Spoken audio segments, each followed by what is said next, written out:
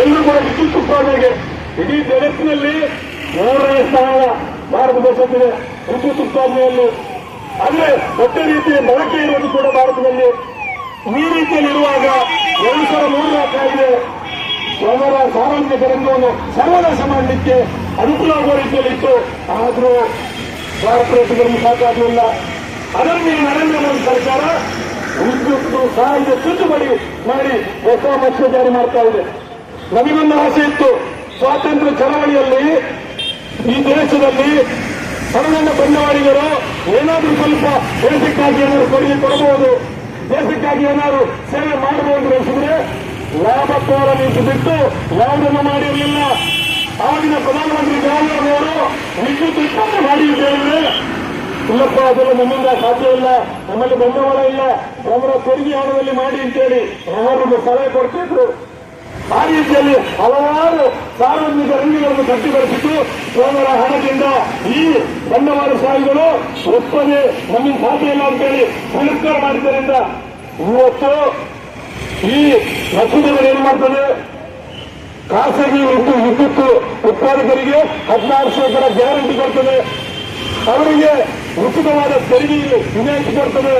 ಈ ರೀತಿ ಎಲ್ಲವನ್ನೂ ಕೂಡ ಕಾರ್ಪೊರೇಟ್ ಕಂಪನಿಗಳಿಗೆ ಕಾರ್ಯವನ್ನು ಕೊಡ್ತೇನೆ ಅಂತಾದ್ರೆ ಇವರ ದೇಶಪ್ರೇಮ ಇವರ ಪರವಾಗಿ, ಇವರ ಹಿಂದುತ್ವ ಯಾರ ಪರವಾಗಿ, ಇವರ ಹಿಂದೂ ಧರ್ಮ ಕೂಡ ಪ್ರತ್ಯೇಕ ವ್ಯಾಖ್ಯಾನ ಕೊಟ್ಟಿದ್ದಾರೆ ಇವರು.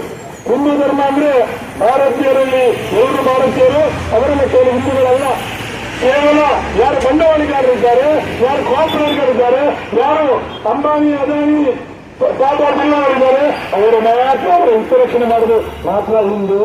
ಅವರ ಹಿಂದುತ್ವ ಅಂದ್ರೆ ಸಾಮ್ರಾಜ್ಯಶಾಹಿಗಳ ರಕ್ಷಣೆ ಮಾಡುವುದು.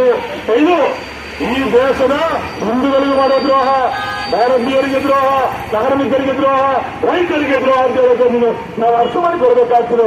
ಇವತ್ತು ವಿದ್ಯುತ್ ಉತ್ಪಾದನೆ ಸಂವಿಧಾನಬದ್ಧ ಹಕ್ಕುಗಳನ್ನು ತಿರಸ್ಕರಿಸಿದೆ.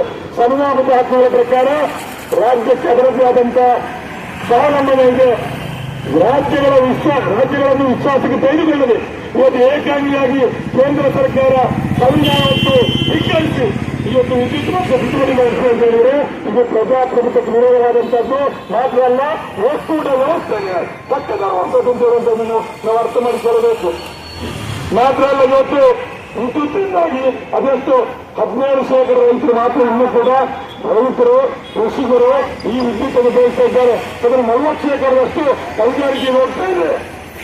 ಈ 17% ವಿದ್ಯುತ್ ಅನ್ನು ಉಪಯೋಗ ಮಾಡಿಯೇ ಈ ದೇಶವನ್ನು ಇವತ್ತು ಕೂಡ ಸ್ವಾತಂತ್ರ್ಯ ಪೂರ್ವ ನೋಡಿ ಈಗ ಸ್ವಾತಂತ್ರ್ಯ ಸಿಕ್ಕಿ 75 ವರ್ಷ ಕಡಿಮೆ ಕೂಡ ವಿದ್ಯುತ್ ಕೃಷಿಯೇ ಪ್ರಧಾನ ಆರ್ಥಿಕ ವ್ಯವಸ್ಥೆ ಇಲ್ಲಿದ್ದು ಭಾರತದ್ದು. ಅಂದ್ರೆ ವಿದ್ಯುತ್ ಬರಿಗೆ 17%. ಈ 17%ದಲ್ಲಿ ರೈತರಿಗೆ ಉಚಿತ ಪಂಪ್ ಸೆಟ್ ಇದೆ, ಉಚಿತ ವಿದ್ಯುತ್ ಇದೆ, ಪಂಪ್ ಸೆಟ್ಗೆ ಉಚಿತ ವಿದ್ಯುತ್ ತಗೊಂಡು ಹೋಗೋ ವ್ಯವಸ್ಥೆ ಇದೆ. ಆದ್ರೆ ಈ ಸಬ್ಸಿಡಿಗಳನ್ನು ನಿಲ್ಲಿಸಿದ್ರೆ ಪ್ರೀಪೇಡ್ ಮೊಬೈಲ್ಗೆ ಕರೆನ್ಸಿ ಹಾಕಿದ್ರೆ ಮಾತ್ರ ವಿದ್ಯುತ್ ಹೇಳಿದ್ರೆ ರೈತರಿಗೆ ಕೂಡ ಇವತ್ತು ಮೀಟರ್ ಹೊಡಿತೆ ಅಂತ ಹೇಳಿದ್ರು. ಈ ಪ್ರೀಪೇಡ್ ವ್ಯವಸ್ಥೆ ಮಾಡ್ತಾರೆ ಅಂತ ಹೇಳಿದ್ರೆ ಈಗ ಕೃಷಿ ಯಾರಿಗೆ ಹೋಗ್ಬೇಕು, ರೈತರನ್ನು ಒಕ್ಕಲಟ್ಟಿಸಿ ಮಾತ್ರ ಅಲ್ಲ, ರೈತರನ್ನು ಕೃಷಿಯಿಂದ ಒಕ್ಕಲಟ್ಟಿಸಿ ಅಂತ ಈ ಮಸೂದೆ 1911 ಅರ್ಥ ಮಾಡಿಕೊಳ್ಳಬೇಕು. ಇದು ಬೀಜ ಮಸೂದೆ ನೋಡಿದ್ರು ನಮಗೆ 91